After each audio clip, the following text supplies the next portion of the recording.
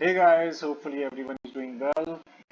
आज से हम एक नया टॉपिक स्टार्ट कर रहे हैं, नया सब्जेक्ट है, नया चैप्टर है। एक्चुअली तो सिर्फ नाम पढ़ के आप अभी इसको नहीं समझ पाएंगे। हम पूरी डिस्कशन अपनी स्टार्ट करेंगे। बहरहाल पहला स्टेप तो यही है कि हमें कॉन्सेप्ट का पता हो और नाम का पता हो। तो नाम इसका है जर्नल। जो लोग अकाउंटिंग को अच्छे तरीके से समझना चाहते हैं, चाहे वो फर्स्ट ईयर है, सेकेंड ईयर है, थर्ड ईयर है, लास्ट ईयर है, उनके लिए बेस जर्नल है। अगर आपको जर्नल बनाना आता है, जर्नल के कॉन्सेप्ट्स अच्छे आते हैं, तो just don't worry about that कि आपका चैप्टर कौन सा है नेक्स्ट। आपको हर चैप्टर के अंदर हेल्प मिलती रहेगी अगर आपका जर्नल का कॉन्सेप्ट बेहतर है। So we are ready to start, let's begin. Journal basically is a way to record the transaction. आप अगर if you are making any transaction, कोई लेन देन कर रहे हैं, आपने उसको एक जगह रिकॉर्ड करना है, तो जर्नल आपको सिखाएगा उस ट्रांजेक्शन को रिकॉर्ड करना। अच्छा, उससे पहले हम कुछ थोड़ी सी बातें रिपीट करने लगे। You should be very the very first thing you have already noticed is asset. Assets are valuable things which are beneficial for the business. Asset वो सारी चीजें जिनका बेनिफिट एक बिजनेस उठाता है, उनकी कोई वैल्यू होती है और normally they are kept in the business. रखा जाता है, not meant to resell quickly. उनको ऐसे नहीं दोबारा दोबारा बेचने के लिए नहीं, to retain, they have some future benefits and they have value. अच्छा, मैं आपको ना ये तीनों चीजें लिख कर दे रहा हूं। फर्स्ट, एक वैल्यू उसके साथ होनी चाहिए, कोई फ्यूचर बेनिफिट उसके साथ होना चाहिए, और आप कह सकते हैं normally they are not for sale. बार बार आपने उनको बेचना नहीं होता। सो पहली चीज जिसको आपने काउंट किया है, what is that? Value, future benefit and not for resale purpose, those are business assets. और हम चूंकि इस चीज को पहले भी डिस्कस कर चुके हैं, तो let's take some examples. Let's say cloth merchant. Cloth merchant means कपड़े का कारोबार करने वाला बंदा है। if he has some machine, if he has land, if he has building, if he has motor car, etc. अब इनके ऊपर अपनी डेफिनेशन अप्लाई करते हैं। Obviously everything mentioned over here does have value, any benefit? Yes. And normally cloth merchant will not sell machine. Cloth merchant will be selling cloth. Obviously he will buy this machine to retain, to get some future benefit. In the similar way, land has value, building has value, motor car has value. Every element present over here does have some future benefit, some value. तो ये assets होंगे। ये चूंकि हमने पहले भी discuss किया हुआ है, अब हम इसको शॉर्ट करके अपने नेक्स्ट पॉइंट की तरफ चलते हैं। The second point is expenses. As you know that if you want to operate your business, you have to pay. कारोबार चलाना है तो खर्चे करने पड़ेंगे, तो आप क्या करेंगे? Amount which is paid to operate the business. अच्छा, ये बहुत सिंपल सी डेफिनेशंस मैं लिख रहा हूं आपके सामने। खर्चे क्या होते हैं या एक्सपेंसेस क्या होते हैं? Amount which is paid to operate the business. If you are paying any amount to operate your business, that would be called expense. कारोबार चलाने के लिए जब आप कोई खर्चा करते हैं, जब कुछ पेमेंट करते हैं, तो वो एक्सपेंस होता है। अच्छा, अब आपने ये भी याद रखना है कि ये कॉन्टिन्यूसली का साथ वर्ड सिर्फ अपने समझने के लिए या अपने साथ में रखना। Continuously, what does that mean? कि you are spending that money repeatedly. For example, मैं एग्जाम्पल जब आपके साथ में कोट करूंगा तो ये और ज्यादा क्लैरिटी से बात समझ में आएगी। पहली बात तो ये है कि amount which is paid to operate the business, any amount which has been paid to run your business, कारोबार चलाने के लिए। पहली एग्जांपल हम कोट करते हैं, इफ इट इज रेंट, किरायादार। अब इसमें हम इस बात को फॉलो करते हैं, if that rent is paid for your shop, cloth merchant had paid rent for your shop, for his own shop. अब इसका मतलब है कि अगर वो किराया नहीं अदा करेगा दुकान का तो बिजनेस नहीं चल पाएगा। पहली तो हमारा डेफिनेशन ये पूरी उतर रही है, amount which is paid to operate the business, so rent is paid to operate the business, that is why rent would be considered as an expense. इसके साथ हम और क्लैरिटी के साथ मेंशन कर देते हैं कि दिस रेंट वाज पेड। अब I have mentioned this word continuously. Let's say January we are talking about he will pay rent, February we are talking about he will pay rent. So continuously and repeatedly amount would be paid. So rent would be considered as an expense because it is to operate the business, and that amount is being paid continuously, repeatedly. And let's say if we are talking about salary paid, again, if you will pay salary to your employees, that is paid to operate the business.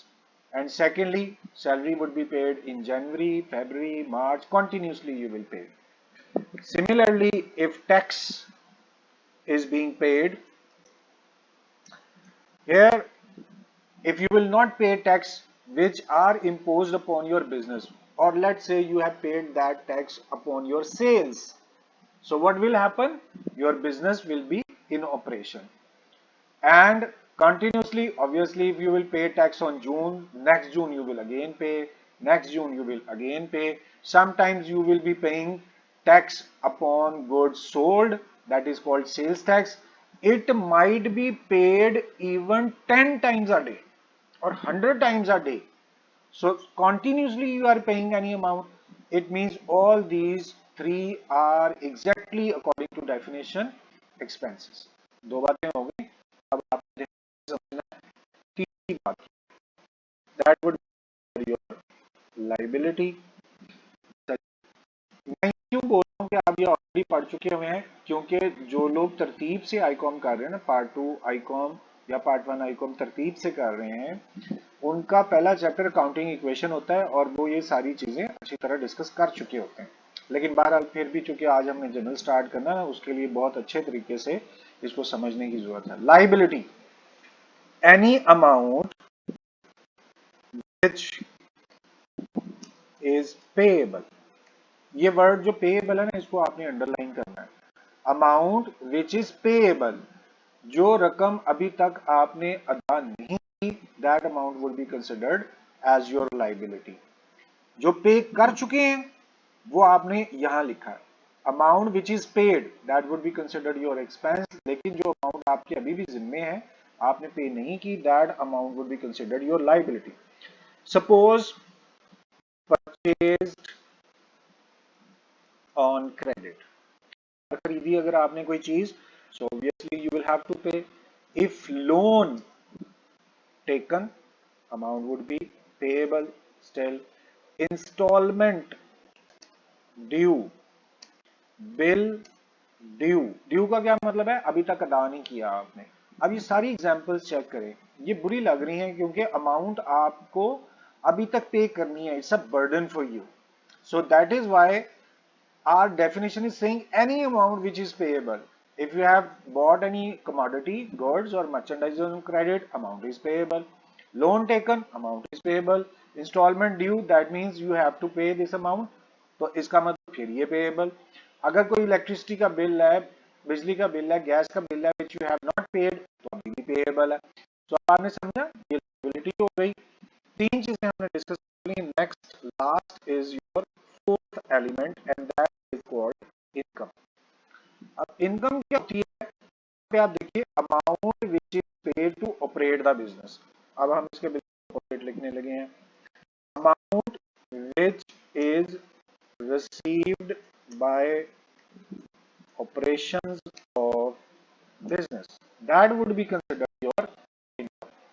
जिस चीज का भी आप business कर रहे हैं, अगर उस बिजनेस के थ्रू आप कंटिन्यूसली अमाउंट रिसीव कर रहे हैं तो that would be your income. Like if you have sold your goods, sale of goods, या रेंट इज रिसीव्ड, या इंटरेस्ट रिसीव्ड.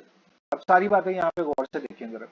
आप चीजें बेची जा रहे हैं तो पैसे आ रहे हैं, amount which is receive by operation of the business.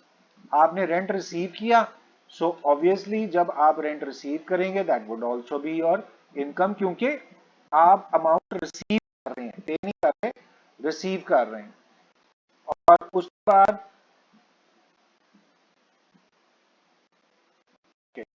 और उसके बाद अगर आप इंटरेस्ट रिसीव कर रहे हैं तो तब भी आप कंटिन्यूसली अमाउंट को रिसीव कर रहे हैं. अब इस सूरत में भी आपने इस बात को फॉलो किया, तीनों चीजों में रकम आ रही है. अच्छा, यहां एक वर्ड लिखा था continuously, please keep it in mind.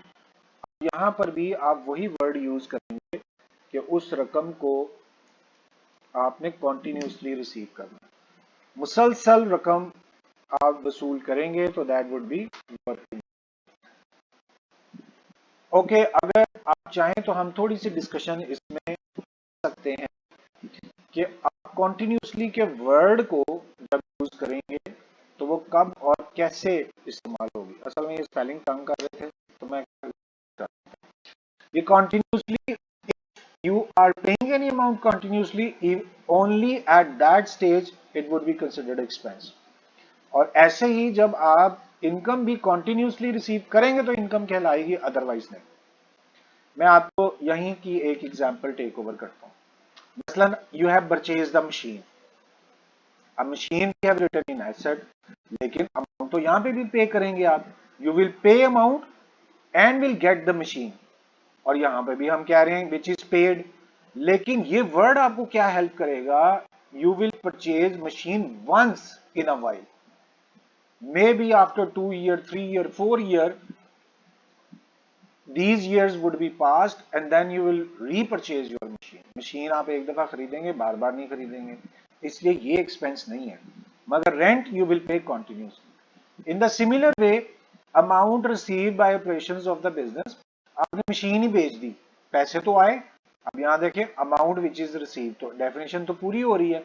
लेकिन अ क्लॉथ मर्चेंट, एक कपड़े का जो ताजिर है, he will sell his machine after a long period of time, so he will not be selling machines continuously. तो ये इनकम नहीं होगी.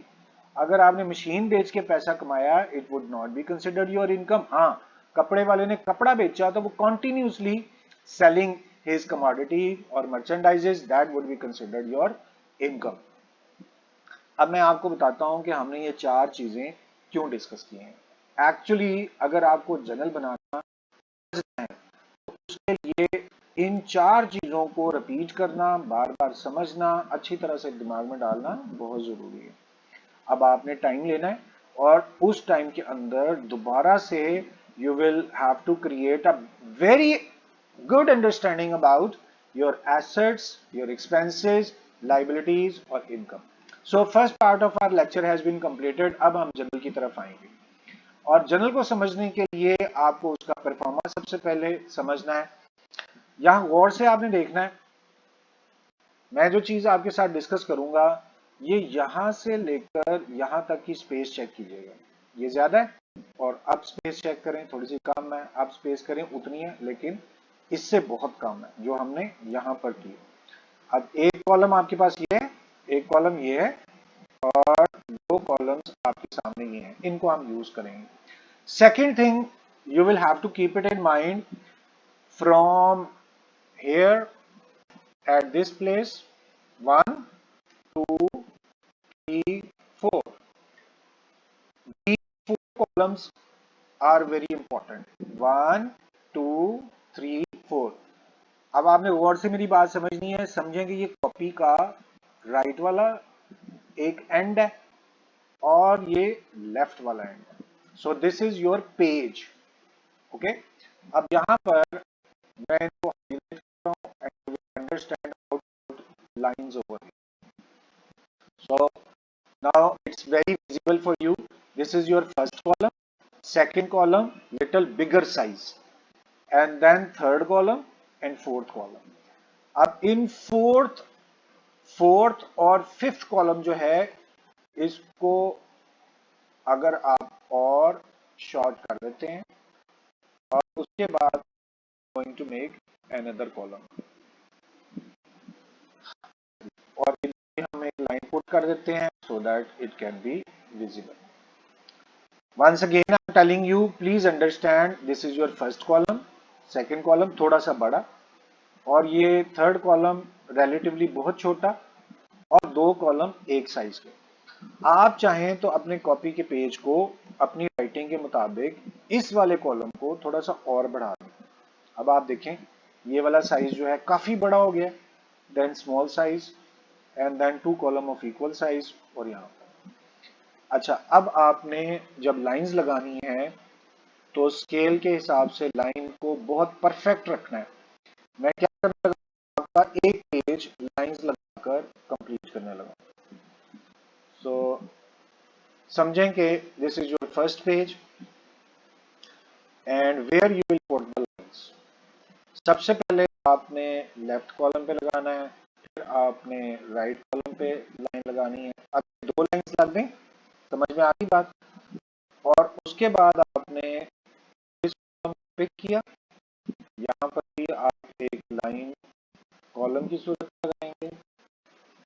लाइंस लगाना is very important, please understand. आपको इस चीज के अंदर कोई कंफ्यूजन नहीं होनी चाहिए because it is entirely dependent upon presentation. Your counting is depending upon your presentation. आपने ख्याल करना है पेपर के अंदर बाज़-औक़ात अच्छा प्रेजेंट ना करने की वजह से भी you will get undesirable marks. ले जी, अब आपको ये बात पता चल गई है कि लगानी है. मैं एक दफा दोबारा रिपीट कर रहा हूँ. फर्स्ट कॉलम का साइज चेक करें, 1, 2 और 3 ऑलमोस्ट सेम साइज है. यहाँ मैं आपको ऑप्शन दे सकता हूँ कि अगर आपका पेज छोटा बड़ा है तो आप इस कॉलम को इस साइज का भी कर सकते हैं और उसकी एक रीजन है. ये डेट यहाँ पे पुट करनी है इसलिए डेट आसानी से यहाँ पे पूरी आ सकती है, तो ये तो आगे पीछे हो सकता है. अब दोबारा अपने कान जरा अटेंटिव करें. Size of fourth column and fifth column will always be equal. ये जो दो साइज है ना, इनको आपने हमेशा बराबर रखना है. अच्छा, अब यहाँ सबसे पहले कॉलम में आप क्या मेंशन करेंगे, दैट वुड बी डेट. फिर सेकंड कॉलम में क्या मेंशन करेंगे, इसका नाम आपने एक पहली दफा शायद सुन रहे हैं, पर्टिकुलर्स. अगर ये मुश्किल लग रहा है आपको वर्ड तो आप इसके लिए डिटेल ये भी यूज कर सकते हैं. उसके बाद यहाँ पर आपने जे और एफ लिख देना. अभी फिलहाल ये आपके लिए इस्तेमाल नहीं होगा, लेकिन जब प्रैक्टिकल वर्किंग होती है तो इट इज वेरी इंपॉर्टेंट. लेकिन for your question in accounting in Icom part 1 JF is normally would not be used. अच्छा, अब आगे का कॉलम जो है वो आप यूज कर सकते हैं अमाउंट के लिए और एक और अमाउंट. सो इस तरह से आपका ये जो परफॉर्मा है वो कंप्लीट हो गया लाइंस के हिसाब से. लेकिन अब हमने ये लाइन हम क्यों लगा रहे हैं, एक दूसरी बात ये है कि इन लाइंस पे हमने लिखना कैसे. अब आपको ये तो पता ना, आज हमने क्वेश्चन नहीं करना कोई भी, हमने आज सिर्फ लाइंस लगाना सीखना है और प्लस इन लाइंस पे किसी भी वैल्यू को पुट कैसे करना. एंड थर्डली इसका नाम आपने जर्नल रख दिया.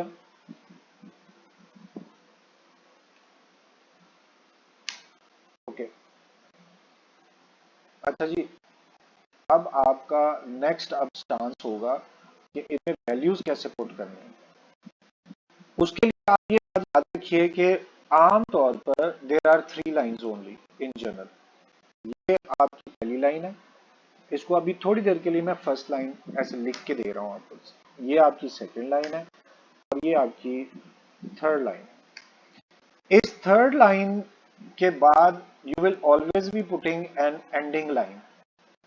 सो over here I am going to put ending line. अब देखा कि एक एंडिंग लाइन आपके पास आ गई, और once again I am telling you 1 2 3, at third line you will put an ending line. अब आप देखें, 1 2 और 3 के बाद एक एंडिंग लाइन, 1 2 और 3 के बाद ending line. One very interesting factor you have seen that there is no line in that, there is no line in general folio, no line in first amount, no line in third amount। कोई line है ही नहीं यहाँ पे। आपने line सिर्फ इन particulars, या जो मैंने दूसरा नाम आपको बताया कि डिटेल, यहाँ पे लाइन लगानी है। इसके अलावा आपने बाकी के किसी कॉलम में लाइन नहीं लगानी। अब ये फर्स्ट 3 लाइंस हैं, इनके मैं नाम आपको बताने लगा हूं, वो नाम आपने याद करने हैं। Name of first line is called debit, name of second line it is called credit. और आप ध्यान रखें कि मैं इसको क्रेडिट थोड़ा सा आगे लेके जा रहा हूं। और थर्ड लाइन का नाम है, it is called narration. whenever you will write any factor, any element in first line, you will start writing from this point। जब भी आपने पहली लाइन में कुछ लिखना है तो आप यहां से स्टार्ट करेंगे। जब भी कोई दूसरी लाइन में लिखना है तो आपने इस इतना फासला छोड़कर फिर आपने सेकंड लाइन में लिखना है। नरेशन नॉर्मली यहीं से स्टार्ट हुआ करेगी और यहां पे खत्म हुआ करेगी, यानी कि ये एक, चूंकि नरेशन का मतलब है एक स्टोरी है, आपने उसकी डिटेल लिखनी है तो वो आमतौर पे पूरी लाइन में कवर हो जाया करेगी। अच्छा, अब इसका मतलब ये हुआ कि आपने लाइन का नाम याद कर लिया और तीनों लाइंस आपके सामने आ गई। ये डेबिट क्या होता है और क्रेडिट क्या होता है। सबसे पहला lesson, keep it in mind, there is no literal meaning of debit and credit. इनका कोई मतलब नहीं होता, सिर्फ ये लाइंस के नाम है। दोबारा बोल रहा हूं आपके सामने, डेबिट और क्रेडिट सिर्फ लाइंस के नाम है। वो भी हमने पहली लाइन को फर्स्ट लाइन भी कहा जा सकता था, सेकंड लाइन भी कहा जा सकता था, by instead of calling it first and second line we have given them a name. Name of first line is debit, name of second line is credit, name of third line is narration. अब अगली बात जो है इस पूरे lecture की जान है, आपने इसको ध्यान से समझना है कि ये पहली लाइन में क्या लिखना है और सेकंड लाइन के अंदर क्या लिखना है। ऊपर we have seen 4 elements, asset, expenses, liabilities और इनकम। अब आपका जो पूरा दिमाग है वो सिर्फ इस बात पर खर्च होगा कि यहां इस लाइन में क्या लिखना है, and that is I am going to write. So please keep it in mind, all assets and expenses would be written in debit side. On the other hand, all incomes and liabilities would be written on credit side। मैं ये जगह और थोड़ी सी बड़ी कर रहा हूँ ताकि ये यहाँ पूरा आ जाए, आपको नजर भी आ जाए। आपने बस ये समझना है ये आपका पेपर है और उस पेपर के हिसाब से डेट से स्टार्ट करके पेपर के एंड तक आपने अमाउंट पहुंचाना है। ये नरेशन क्या है, ये एक स्टोरी है। हम एक एंट्री करते हैं और ताकि फिर हमें समझ में आ जाए कि इन सारी लाइंस को हमने कवर कैसे करना है। जैसे कि नरेशन में वो आपसे बोलता है started business with cash, started business with cash, you will write it as narration। This is your third line, 1 2 3। third line would be filled mainly at the start of your question। so started business with cash in accounting equation हमने ये entry बहुत दफा की हुई है। इसका मतलब है बिजनेस में पैसे लगाए गए। बिजनेस में क्या आया, पैसा। पैसा क्या चीज है, एसेट। और हमने क्या तय किया, all assets would be present on debit side. So what you will do, you will write cash on debit side. पता चल गया। दोबारा देखें, started business with cash, it mean cash is invested in the business. Cash is your asset, asset would be written on debit side, so you have written cash on debit side. अब दूसरी बात, the amount with which you will start your business is called capital. Amount with which you will start your business is called capital, and capital is your liability. और liability के लिए you have decided to write on second line, credit side. So over here will start writing to, and what is your liability? Capital. अब आपको ये बात समझ आनी चाहिए कि आपने कैश क्यों यहाँ पे लिखा, क्योंकि कैश एसेट है, ए फॉर एसेट में यहाँ एक पैटर्न लिख देता हूं तो आपको याद रहे। And why you have written capital over here, it is your liability, तो लाइबिलिटी की वजह से आपने इसको यहाँ पर लिखा। Okay, understood? So cash was coming in, cash was your asset, asset should be written in first line, so cash debit की line में लिख दिया। Amount which is provided by the proprietor is called capital, capital liability, liability की line second थी, आपने capital को second line में लिख दिया। अब अगर उसने अमाउंट दी हुई है जैसे कि पिछले चैप्टर में दी होती थी, लेट्स से वो 10,000 अमाउंट यहाँ लिखनी है और liability साइड वाली जो 10,000 है वो एक लाइन नीचे है, तो उसको अमाउंट, इसका मतलब है this column will be used for debit amount and second column would be used for credit amount. तो मुझे उम्मीद है कि आप लोगों ने आज का ये अंडरस्टैंडिंग वाला चैप्टर या अंडरस्टैंडिंग वाला लेक्चर आपने अच्छी तरह से देख लिया है, समझ लिया है, और जब हमारी दोबारा मुलाकात होगी हम इन चीजों के से अगला स्टेप डिस्कस करेंगे। लेकिन तब तक आई एम वेरी होपफुल कि आप इसकी अंडरस्टैंडिंग घर में बैठ के अच्छी तरह से क्रिएट करेंगे। अब आपने घर में प्रैक्टिस करनी है, लाइंस कैसे लगानी है, और जब दोबारा मुलाकात हो तो रजिस्टर के ऊपर आपके लाइंस लगी हों और उन लाइंस के मुताबिक फिर हम आगे नेक्स्ट डिस्कशन करेंगे। So it was all about today's lecture. We were talking about journal. We had seen its performa, lines, where we will write the amounts and where we will write the narration, debit and credit. So this was all about today's lecture. I'm sure you people have understood. अगर कोई मसला हो भी ना तो आपने बिल्कुल झिझकना नहीं है, आप कमेंट में लिख दें, मुझे मैसेज कर दें, टेक्स्ट कर दें, व्हाट्सएप कर दें, whatever the method you can use, just use it. I will humbly be trying my best to answer your question quickly. So thank you very much for your time. It's time to say goodbye. Allah Hafiz.